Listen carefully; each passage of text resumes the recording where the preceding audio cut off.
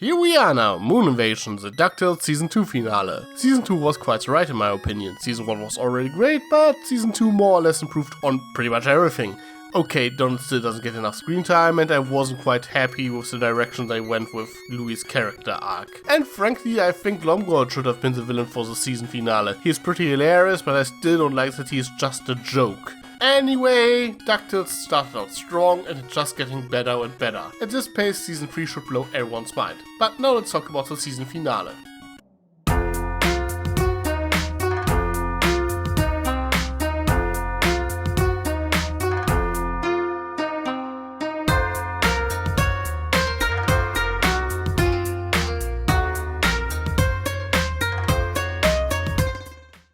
So yeah, Moon Invasion, we all saw that one coming after they introduced the Moonlanders in Whatever Happened to Della Duck. Lunaris used the plans for the Spear of Selene to build a armada of spaceships to invade Earth. And since Louis took down the MacDuck satellite network last episode, which admittedly was a bit of contrived storytelling, but okay, I can roll with it, no one saw them coming, as it was established that he planned this invasion for years and had an eye on Scrooge McDuck in particular, which is not surprising when one considers that apparently no one besides Scrooge ever invested into a space program in this world. He planned for pretty much all possibilities, even taking out Scrooge's secret weapons that would make most supervillains blush. Gyro, it's time. Unleash the unstoppable. The Moonlanders, already found that and stopped it. What? All right then. Activate the Doomsday Ray. That was like the first thing they took out. Okay. I swore I'd never have to initiate our worst weapon. And you never will because they destroyed that too. This was a very well-planned invasion. I really want to know what the last one is. And yeah, that's basically the episode in a nutshell. Lunaris basically fucked off everything. Scrooge tries to assemble as many Avengers, allies as he can, while Della takes the kids to recruit some more across the globe. Well, at least that's what they tell the kids. In actuality, Della just wants to bring them somewhere where they are safe to protect them from Lunaris, as he explicitly said that he would target Scrooge's family. Based on the exchange Scrooge and Della had, I suppose he knows that this is her idea. Now, Scrooge's plan basically boils down to storming the enemy base and beating Lunaris in one-on-one combat. But as it turns out, Lunaris set up a decoy, so Scrooge only wasted his time. Well, and the majority ends up being catch-up, and at least 2 of Gyro's clones die. Yeah! Dr. Gearloose! Don't worry. That was a clone. Okay, that might have been me. None of us really know anymore. Remember kids, killing is okay on children's television as long as it's just a clone, cause sentient, exact copies of yourself are not people apparently. Also the implication that it might have been the real Gyro. I like this kind of dark humor. Well, but it was a lot of fun to see all these characters and actions and all of the continuity nods. Though I am a bit disappointed that Darkwing was just played for laughs the entire time. Sure, it was awesome that he was there at all, and they certainly had the slapstick part down, but they kinda missed out on the let's get dangerous part when he starts to kick everyone's ass. I mean, everyone else was allowed to have a badass moment, while his main contribution was to swap costumes for Scrooge and getting beaten up in his place. Well, he will get his moment eventually, and admittedly, this was a pretty Darkwing thing to do. I also like how they immediately established his rivalry with Gizmo Duck. Hi, I'm Gizmo Duck. When there's trouble, you call me. What's your name? Now in the meantime, Della goes to the living mummies. Frankly didn't expect to see those again. And leaves them immediately behind because they are attacked by Moonlanders and Della thinks it's too dangerous for the kids. They then try to get help from Selene and Storkulus, but they can't help because Zeus is a giant prick and won't let them. Yeah, I guess that one checks out. But come to think of it, pretty cool that they wanted to get the moon goddess Selene involved at all. I wonder if she knew about the Moonlanders all this time. And you know, in hindsight, you would think that the moon goddess would notice that a rocket crash landed on the moon. Well, since they get attacked on Itaquac as well, they try to flee but crash on a small island in the middle of nowhere, which just happens to be the same island Donald ended up on after the events of Whatever Happened to Donald Duck. Well, that isn't convenient. I could have been named Turbo. You owe me 11 years of Turbo. Don't change the subject. Just because I missed you doesn't mean I'm not mad at you. I missed you too, you big dummy.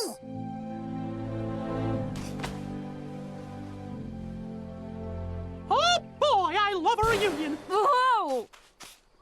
Has the melon been a thing the whole time I've been gone, or...? No, that's new.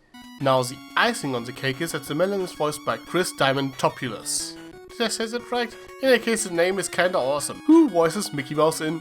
Well, Mickey Mouse. Though Brett Ivan voices him everywhere else. So yeah, Donald's imaginary friend is basically Mickey. Now does this confirm that Mickey exists in the DuckTales universe? Well, not really, but it is of course possible that Donald modeled the melon after an existing person. And Mouston, the town in which Mickey lives in the comics, exists in the DuckTales universe. So I think there might be a slight chance. Now I have some mixed feeling regarding this. Seeing the reunion of Donald and Della was pretty sweet, and that Mickey Melon gag is hilarious. But frankly, I'm still not really happy how they handled Donald this season. Sending him to the moon, he gets one episode up there and escapes and isn't seen again until the season finale, and in the end he doesn't even contribute anything. Heck, once he actually does something, he is more of a distraction for Della. Though I like how they play each other off. They very much feel like siblings. Now, it is somewhat understandable that Della wants to keep the children safe at any cost. She is probably still traumatized by the whole moon ordeal. And hey, she does have a point. The children are in the end not that much of a help either, and they would only be in danger. This episode portrays her as wrong for wanting to protect her children. But yeah, she is kinda right to do so. Though I suppose there's a point to be made that she is too obsessed with it, and that she should at least look for more reinforcements for Scrooge as well. Well, and she is getting pretty insane. It's fine! Everything's fine! We got a bunch of sand, zero contact with the outside world, a crashed plane we can use as a house, and hey, shoo! Monster taking my stuff! Ah! Living here is great! No offense, Mom, but we might as well be living on the moon. What? You must be delirious from hunger. Here, have some delicious oxy. Chew. Oh, no. No. This is the moon all over again. Yeah, that realization must have hit her like a truck. Though at least the difference here is that she wouldn't be alone. But after a small talk with Louie, she manages to pull herself together. Okay, the talk works out fine, but frankly I think he's probably the least qualified to do it. I think both Dewey or even Huey, whose whole deal is safety first, would have worked better to talk some sense into her. Though perhaps the most sense would have been Donald, since he was just as obsessed with keeping the children safe as Della in the beginning. And it would have been nice for them to have a talk about it, considering that he is the one who raised the kids. I know Donald's voice is not exactly suited for emotional moments, but it can work. It worked before. Frankly, it feels like the only reason Louie is the one who gives his speech, because he is for arbitrary reasons the main triplet of Season 2, after Louie was the focus of Season 1. Let's see how things will work out for Huey in Season 3. That being said, I still like how the scene plays out, and how they included the moon theme lullaby again. And luckily for them, once Della gets over it, they get picked up by none other than Favre and Gladstone Gardner. And there goes the tension. Funny enough how that works. Cause once Gladstone Gardner gets involved, he knows that things will turn out fine eventually. His luck is perhaps the greatest storybreaker power imaginable. Now that I think about it, the invasion was doomed from the start for the simple fact that they invaded the planet with Gladstone fucking Gardner on it. But yeah, I was a bit surprised to see those two, but it's pretty awesome cause this time the entire Duck family is there. By the way, Gladstone seems to be on pretty good terms with Favre. Kinda funny how the supposed jerk has a better relationship with him than Donald and Scrooge. And I also think it's pretty cool that they pointed out how the children resemble the adults.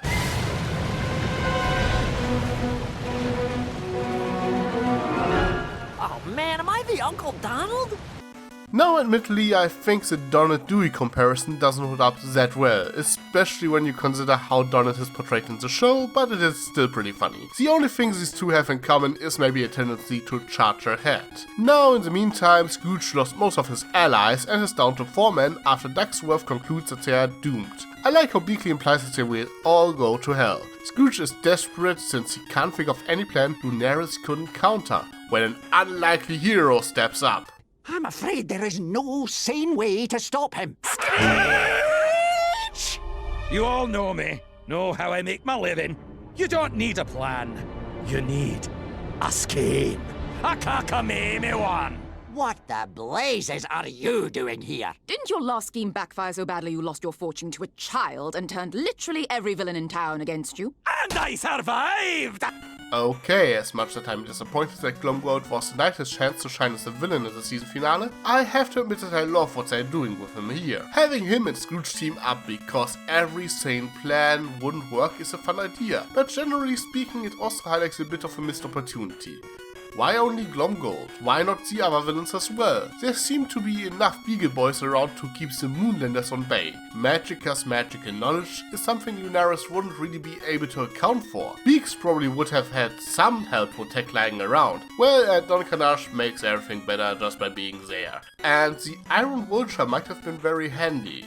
I mean, they all live on Earth too. But okay, it's only Glomgold, and his scheme is hilarious like always. The best part is that it actually works. Even if it is Fevry and Gladstone that give it the final punch, Glomgold helped to get Launchpad onto the rocket, which was essential for foiling Lunaris' plan. So yeah, in a way Glomgold can now claim that he saved the Earth. Well, now let's talk about Lunaris. He turned out to be a rather interesting case. At first he appears a bit generic. He isn't really particularly funny, nor does he appear that imposing. He is obviously pretty clever, but most of his feats appear off screen. That being getting rid of Scrooge's greatest defense mechanisms right away and calling him a master manipulator might be a bit of a stretch considering how gullible the Moonlanders are, but the pettiness in his supremacy sells him. If he were just planning to destroy or conquer the Earth, he would be your standard alien invader. Nothing really to write home about, but his obsession to prove that the Moon is supreme by making the Earth rotate around it is so ridiculous that it comes around to being awesome again. Now, of course, in the end, he does try to destroy the Earth, and the Moon Army with it. Which, considering that it is made up by a majority of the Moon population, I think, is pretty bad. After I blow up the Earth, then you won't be a planet! He wouldn't blow us up, right? Sorry, he's going to blow up where now? Wait, are we the bad guys? Oh, whoever gave you that idea. Again, it highlights how crazy and petty Lunaris is in the end. It should be noted that he apparently doesn't have any weapons that would be able to blow up the Earth. The implication being that he wants to pull a Vice Admiral Hodo and crash the ship with enough force into the planet that it shatters. Yes, I just did the Last Jedi reference. Get over it. Basically, not only will he kill most of the Moonlanders alongside Earth, he will also kill himself to prove a point. Well, and this leads us to a pretty awesome space battle. Like really, not much to say about it. The animation is great, it's fun to watch and full of action. A pretty amazing climax. Well, eventually they manage to blow up the engines of Lunaris' ship thanks to a Penumbra ex machina, bringing her character arc full circle, and Celine informs Lunaris that Stockulus is pushing the Earth back into orbit. Well, that's a death battle feat if I have ever seen one, and that he will be doomed to orbit Earth as its second moon for all eternity, in total solitude for some extra irony.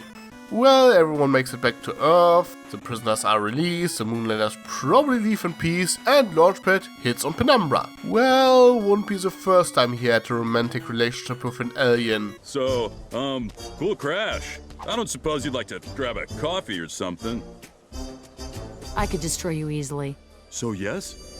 Yeah, I ship it. And then there's of course a big reveal of the Finnish organization for World Larceny, or FOUL for short. For those who don't know, FOUL first appeared in an episode of DuckTales, but was more prominent in Darkwing Duck. Well, and they already established the existence of FOUL in Season 1, as Black Heron was already said to be a member of the organization. And hey, as it turns out, she survived that fall. Kinda weird that she didn't get a new arm in the meantime though. Apparently there were some people that already theorized that the board of directors were the FOUL High Command the entire time. Personally, it kinda surprised me. For one, I kinda wrote them off as unimportant supporting characters, and I sort of forgot that the FOUL High Command was a thing, cause when I think of FOUL, I usually think of Iron Beak, who is also here. Even more awesome, apparently Rocket Duck was frozen and is therefore still alive.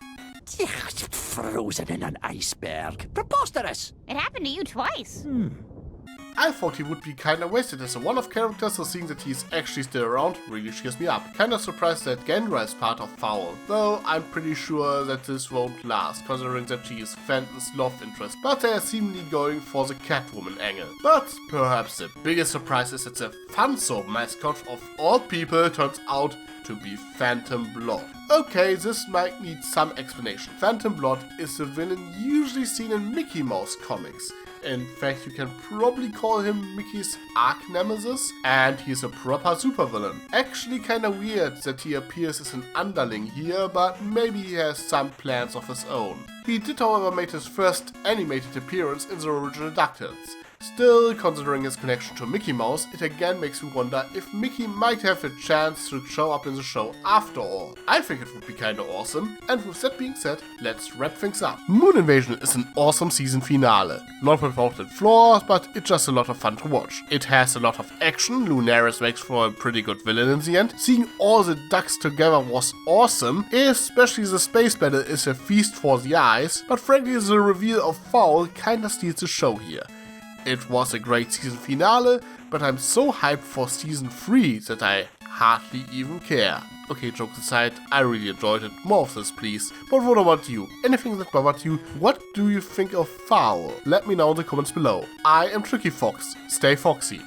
Sly as a fox, you got me under your spell.